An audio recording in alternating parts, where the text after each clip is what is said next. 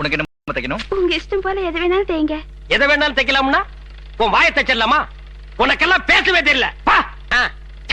தங்கராசு, நம்ம ரேஞ்சுக்கு இந்த ஊர்ல கடை வச்சதே தப்புப்பா. கிழிஞ்சது கிழியாதது, பட்டன் வச்சது வைக்காதது. இத நான் எங்கேயோ கேட்டிருக்கிறேன். நம்ம தானே. போடா. உனக்கு என்ன தைக்கணும்? எனக்கு குஷ்பு மாதிரியே தைக்கணும். குஷ்பு மாதிரி. குஷ்பு கிட்டே போய் ஏதாவது பழசு பட்டு இருக்கு வாங்கி போட்டுக்கு போ. உனக்கு என்ன ரோஜா மாதிரியாவா? ஆமாங்க. காஜா பையா அனுப்புடா. எல்லாம் ஒத்த எலும்பா வருது, கொஞ்சம் கனமா அனுப்புடா. மாமா போதுமண்ணே.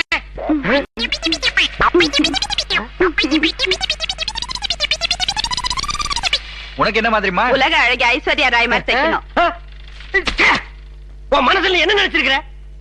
இந்தியாவிலேயே முத ஒரு பொண்ணு உலக அழகின்னு பட்டம் வாங்கியிருக்கு. அதெல்லாம் உங்களுக்கு பொறுக்கல. இந்த மூஞ்சிக்கு தைக்கணுமா? உனக்கெல்லாம் எங்க கடையில துணி தைக்க மாட்டோம். ஏத்தாப்புல ஒரு கொட்டாய் வாங்கி உட்கார்ந்துருப்பான்.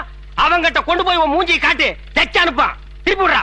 போமா அள்ளிட்டு போடா. மாமா நான் தைச்சு தரேன். இல்ல மூஞ்சிய பாரு, உம்முன்னு இருக்கு. இருக்காதா பின்ன, பாம்பேட்டியில இருக்கு இவ்வளவு கூட்டம் நிக்குதுன்னு. போன வாரம் துணி கொண்டே கொடுத்தேன். பாவாடதைக்கு இருக்க ஜட்டி தைச்ச கேரங்க பிடிச்சுவேன். பாக்குறது பாரு காவிட்டி வாய.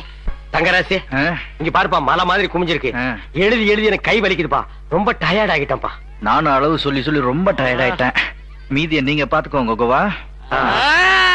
நாய தண்ணி கிண்ணி போட்டுக்க மேல செய்யற. இல்லண்ணே டயர்டா இருக்குண்ணே. ஏண்டா நாங்க 2 பேரும் தான் வேலை செஞ்சா டயர்ட் ஆகிட்டோம். நீ சும்மா தான் நின்னுட்டு இருந்த. போன்னு சொன்னனே. அதுக்கே டயர்ட் ஆகிட்டியா? அங்க திரும்பி பாரு. ஐயோ 2 மைல் இருக்கு இருக்கே. இது ஒண்ணு இன்னைக்கு நடக்கிற கதை இல்ல.